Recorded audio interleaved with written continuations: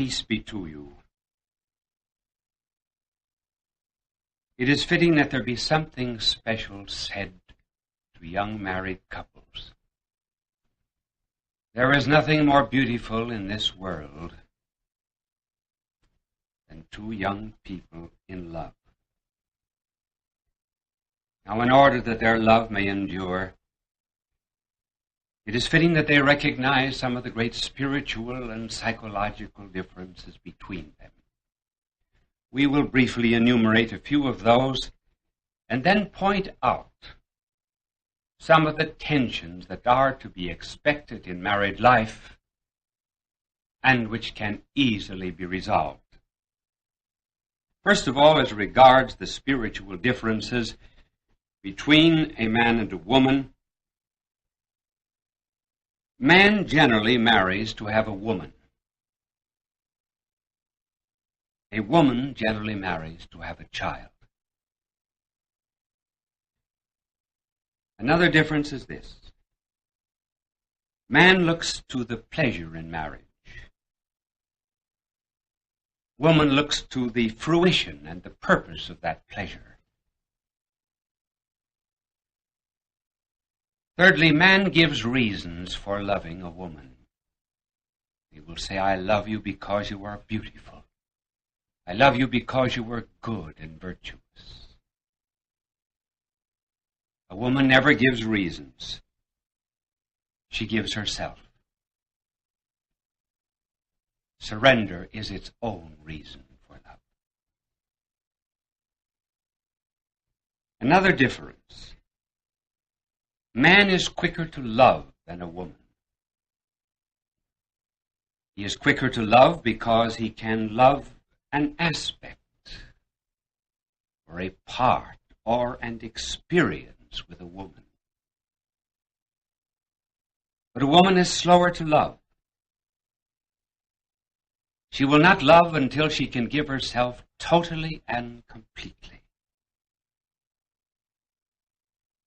That means that she has to wait longer in order that she might discover all of the inspirations there are for her great act of self-oblation. And another difference. A man is afraid of dying before he has lived. A woman is generally afraid of dying before she has begotten life. Now, these differences, once they are understood, can be used to help reconcile any difficulties that may appear. And the difficulties are called tensions, and we are going to enumerate 5 of them. Tensions that are to be expected in every marriage, not because of a defect in the persons, but simply because these tensions are just part of our fallen human nature. The first tension is this: between wanting and not wanting love. You really never know one another until you are married. Courtship is a kind of a masked ball. And in marriage, we take off the masks, and we see ourselves as we really are. As the poet has put it, yes, I answered you last night. No, I say to you today. Colors seen by candlelight do not look the same by day. There can be a change. The human heart can reach a point where it has too much love and wishes to be loved no longer. Remember the poem of Francis Thompson? He told how he picked up a child to hold, and how the child resisted and cried and kicked to get down. And on reflecting, he wondered if that's not the way some souls are before God. They are not ready to be loved by Him. And so too in the human order, there comes a tug every now and then between wanting love and not wanting it. What is the mysterious chemistry inside of the human heart which makes it swing between a feeling that it is not loved enough and a feeling at times that it is loved too much? Torn between longing and satiety, craving, disgust, desire, satisfaction, the human heart asks, why should I be that way? When satiety comes, the thou disappears in the sense that it is no longer wanted. When longing reappears, the thou becomes a necessity. Love too much, there is discontent. Love too little, there is emptiness. Now this is what you are going to feel, but do not be cynical about it. There's a reason why you are this way. And the reason is this. You were made for the great sacred heart of love, and no one but God can satisfy you. Your heart is right in wanting the infinite, but your heart is wrong in trying to make its finite companion the substitute for the infinite. The solution of this tension is in seeing that the disappointments which it brings are just so many reminders that love is God's love on pilgrimage. Both the being loved too much and the being loved too little can go together when seen in the light of God. When this longing for infinite love is envisaged as a yearning for God, then the finiteness of our earthly love reminds us of the words of St. Augustine. Our hearts were made for thee, O Lord. And they are restless until they rest in thee. Just keep in mind this fact. In every marriage, man promises a woman something that only God can give. And in every marriage, every woman promises a man something that only God can give.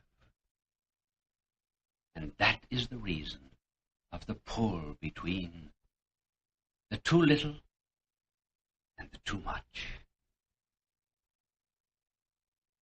The too little because we want God.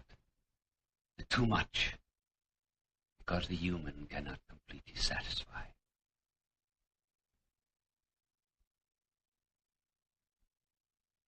Now there's another tension that you will feel.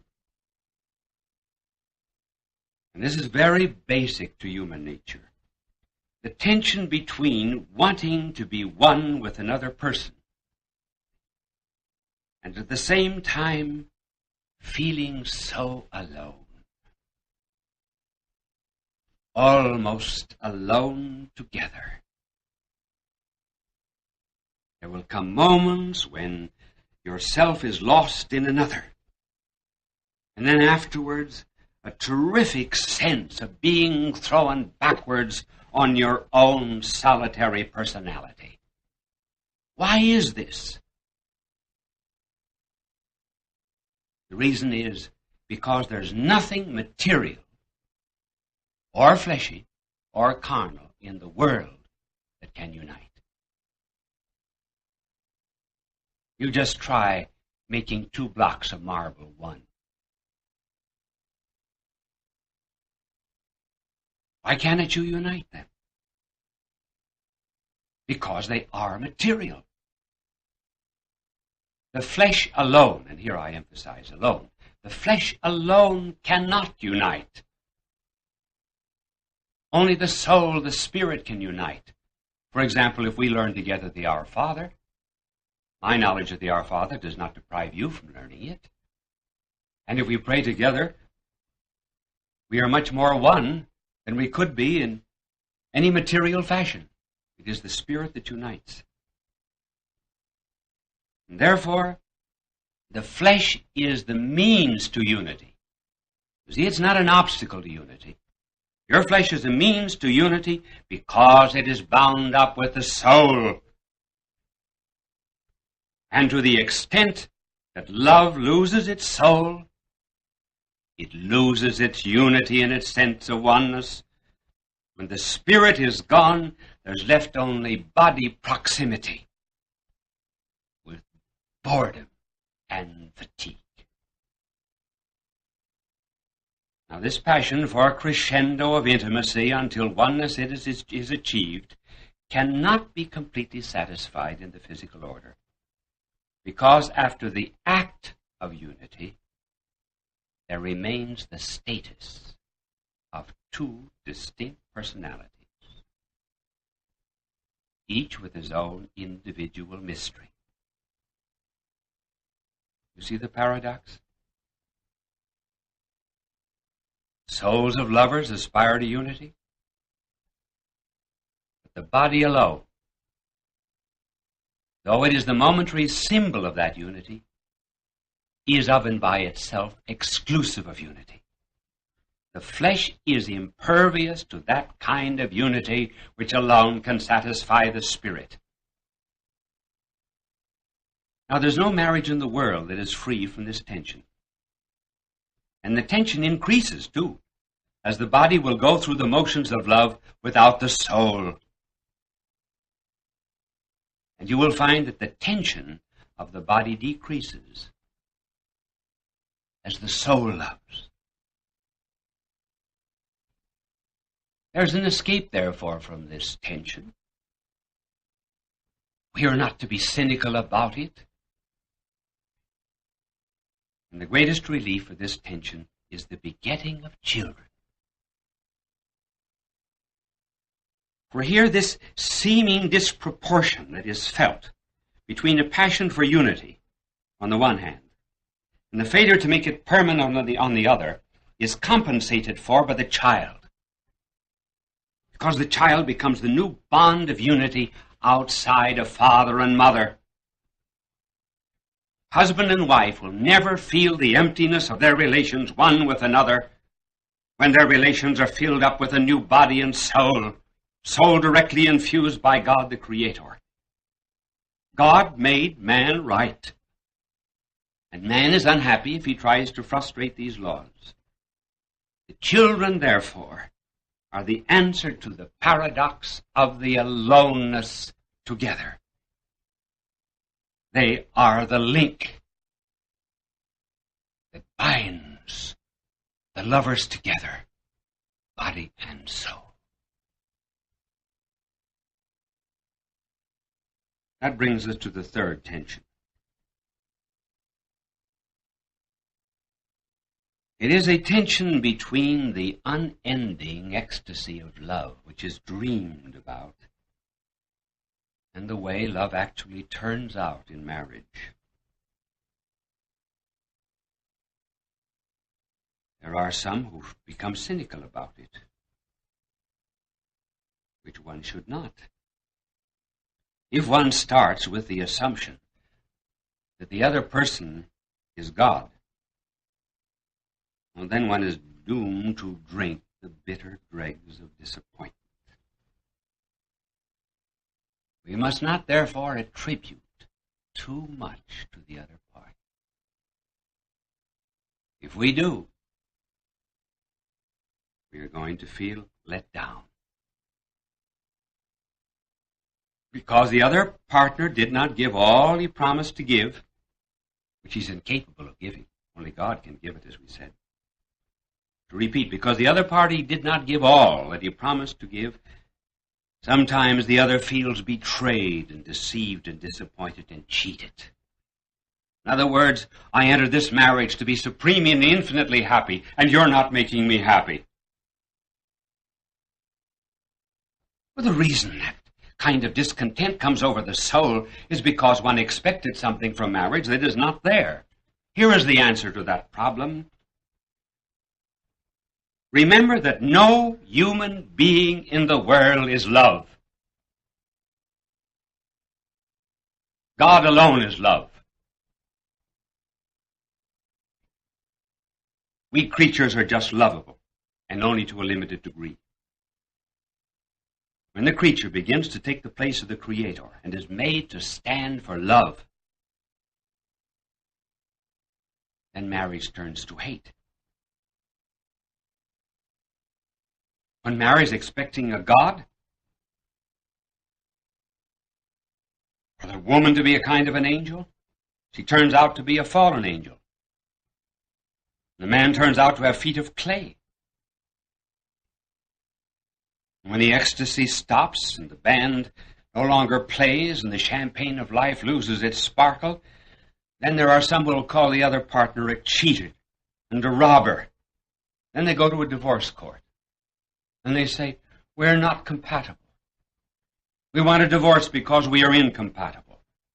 Was there ever in all the world a perfectly compatible marriage? No two people in all the world are compatible, absolutely. Then they begin looking for a new partner. And they go through the same mistake, expecting another wife or another husband to give that which only God can give. They enter into a new marriage. They do not find happiness. Why not? Because they're only adding zeros. The reason that marriage failed was because they refused to see married love as the vestibule to the divine. It is vain to think that another love can supply what the first love lacked. Cows can graze on other pastures, but there's no substitute for a person to whom one has committed his whole being for life. Remember then, you are not to expect too much. What you want is in heaven, not here on earth. Your partner is a fraction. God alone is the whole. Do not expect, therefore, the other partner to give you infinite happiness. There is a heaven, but it is not here on earth.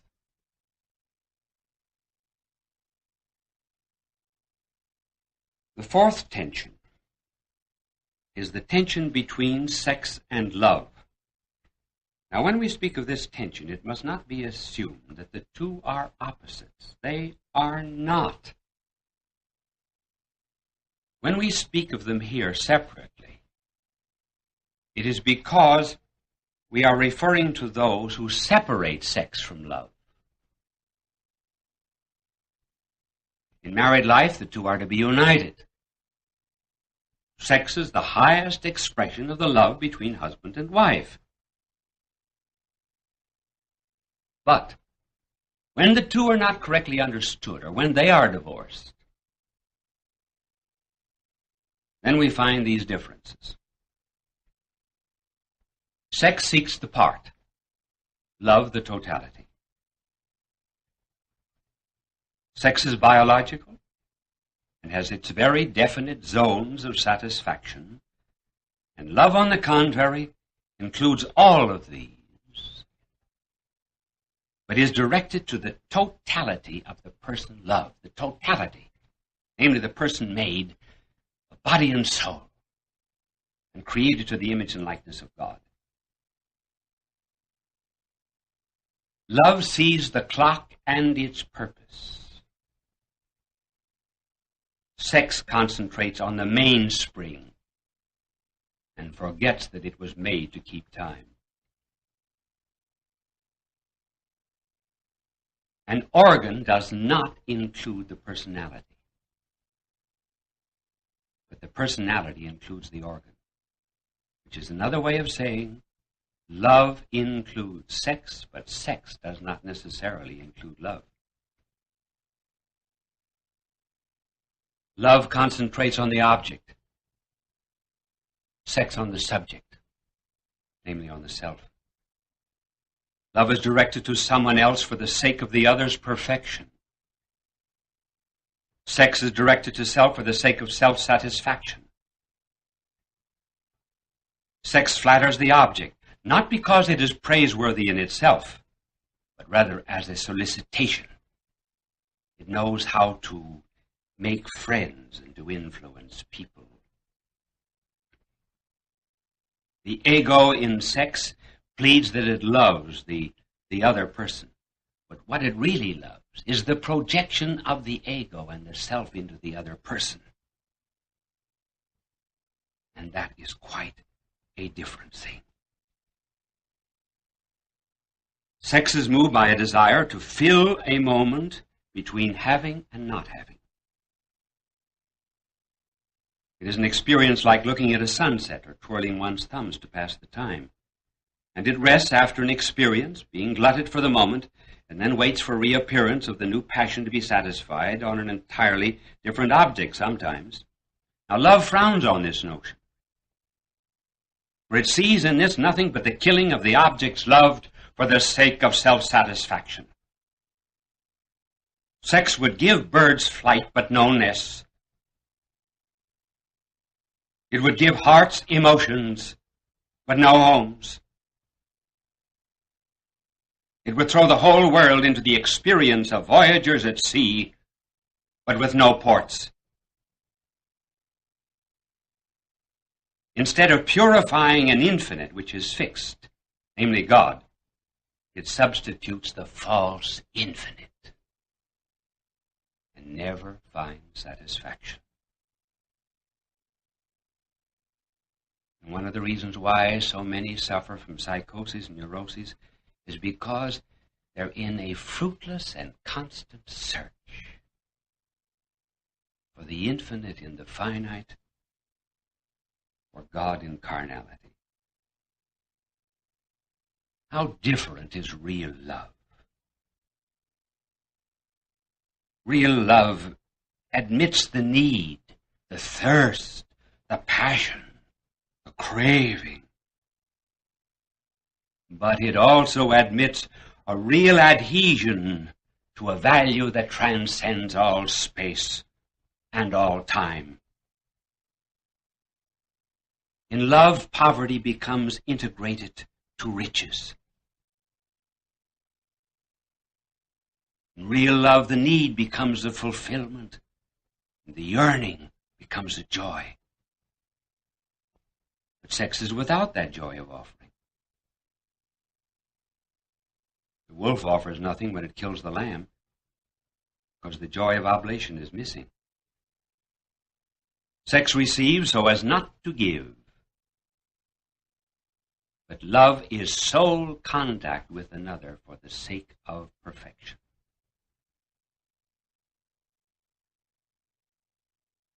And to sum it all up, you will feel a tension, therefore, between the romance and the marriage, between the chase and the capture. Is there any way of ever combining the two? To have always the thrill of the romance and always the thrill of the capture. Yes, there is, but not in this world. The only real answer to this paradox of the chase and the capture is to be found in eternity. When your love leads you back to God, then you will capture something so infinitely ecstatic that it will take an eternity of chase to discover its meaning. Understand that. You will know that as husband and wife, all the love that you have is just a spark, which is to lead you up to the flame, which is God. And your marriage will become like a tuning fork to the song of the angels, It will be like a river that runs into the sea, where the romance and the marriage fuse into one. For since God is boundless eternal love, it will take that eternal chase to sound its depths. At one and the same moment, there will be in heaven a limitless receptivity and a boundless gift. This is what you marry for love. And love leads you to God. God love.